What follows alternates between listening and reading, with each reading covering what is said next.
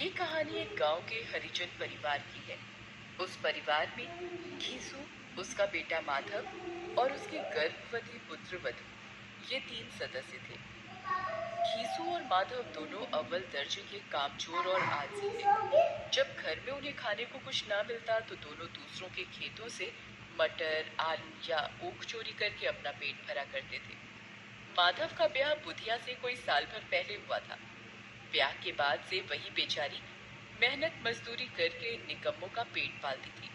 उस सर्द रात भी दोनों बाप बेटे किसी के खेत से चुराए आलू अपने झोपड़े के द्वार पर बुझे अलाव के सामने भून कर खा रहे थे। उधर झोपड़े के अंदर गर्भवती बुधिया प्रसव पीड़ा से तड़प रही थी। मालूम होता है बचेगी नहीं। सारा दिन दौड़ते हो गया। जा देख तो आ। मरना ही है तो जल्दी मर क्यों नहीं जाती? देखकर क्या करूं? तू बड़ा बेदर्द है। साल भर जिसके साथ सुख चैन से रहा, उसी के साथ इतनी बेवफाई। मुझसे तो उसका तड़पना और हाथ पांव पटकना नहीं देखा जाता। घीसू ने आलू निकालकर छीलते हुए कहा, जाकर देख तो, क्या दशा है उसकी। माधव को भय था कि वह कोठरी में गया तो घीसू आलूओं का बड़ा भाग साफ कर देगा। दोनों जल्दी जल्दी आलू को आग पर से उठाकर खाने लगे। आलू खाकर दोनों ने पानी पिया और वहीं अलाव के सामने अपनी धोतियां ओढ़कर पांव पेट में डाले सो गए। सवेरे माधव ने कोठरी में जाकर देखा तो बुधिया मरी पड़ी थी। माधव भागा हुआ घीसू के पास आया। फिर दोनों जोर जोर से छाती पीट पीट कर रोने लगे। उनका रोना धोना सुन पड़ोस वाले उन्हें समझाने बुझाने लगे। बाप बेटे रोते हुए गांव के जमींदार के पास गए। वो इन दोनों की सूरत से नफरत करता था। वो कई बार इन्हें चोरी करने के लिए, वादे पर काम ना आने के लिए अपने हाथों से पीट चुका था। क्या है बे घिसुआ, रोता क्यों है? अब तो तू कहीं दिखलाई भी नहीं देता। इस गांव में रहना चाहता है या नहीं? घीसू ने जमीन पर सिर रखकर आंखों में आंसू भरे हुए कहा, सरकार, बड़ी विपत्ति में हूँ। माधव की घरवाली रात को गुजर गई। सरकार की दया होगी तो उसकी मिट्टी उठेगी। यूं तो बुलाने पर भी नहीं आता। आज जब जरूरत पड़ी है तो आकर खुशामद कर रहा है। जमींदार ने कुड़ते हुए 2 रुपए निकालकर फेंक दिए। जब जमींदार ने 2 रुपए दिए तो गांव के बनिए महाजनों को इनकार का साहस कैसे होता। 1 घंटे में घीसू के पास 5 रुपए की अच्छी रकम जमा हो गई। इस रकम से दोपहर को घीसू और माधव बाजार से कफन लाने चले।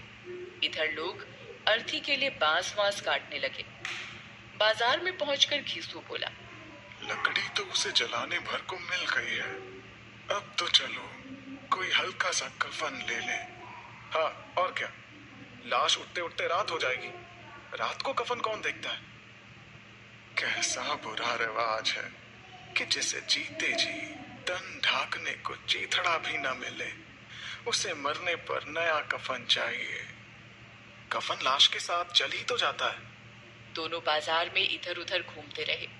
पूरा दिन बीत जाने पर दोनों आंखों आंखों में इशारेबाजी करते हुए शराब खाने पर पहुंच गए और वहां से शराब की बोतल खरीदी और बरामदे में बैठकर शांतिपूर्वक पीने लगे। कई कुज्जियां ताबड़तोड़ पीने के बाद दोनों सरूर में आ गए। घीसू बोला, कफन लगाने से क्या मिलता? आखिर जल ही तो जाता। कुछ बहू के साथ तो न जाता।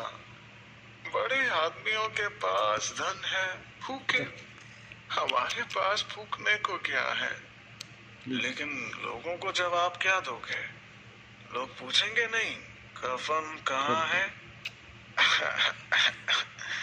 कह देंगे कि रुपये खो गए, बहुत ढूंढा मिले नहीं।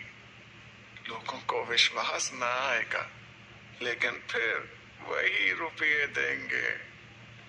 बड़ी अच्छी थी बेचारी, मरी भी तो खूब खिला पिला कर।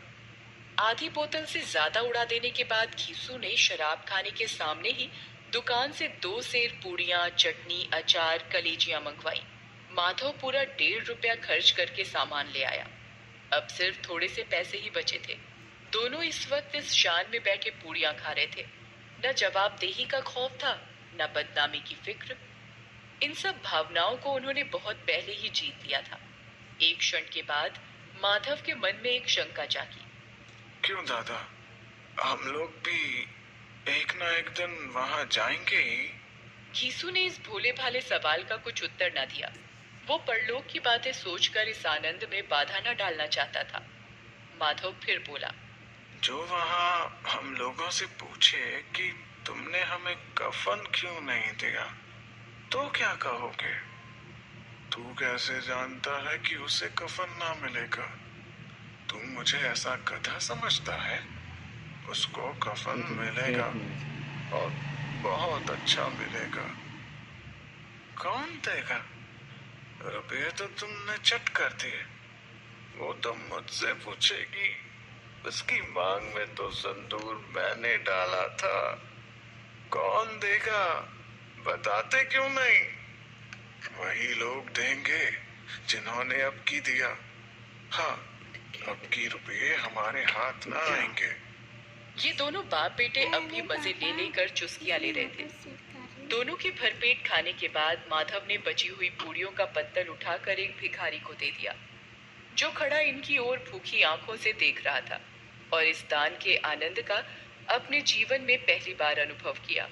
ले जा, खूब खा और आशीर्वाद दे। जिसकी कमाई है वो तो मर गई, मगर तेरा आशीर्वाद उसे जरूर पहुंचेगा। रोए रोए से आशीर्वाद दो, बड़ी गाड़ी कमाई के पैसे हैं।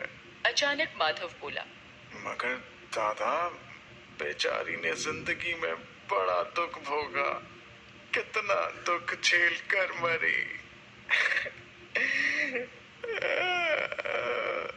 वो आंखों पर हाथ रखकर रोने लगा।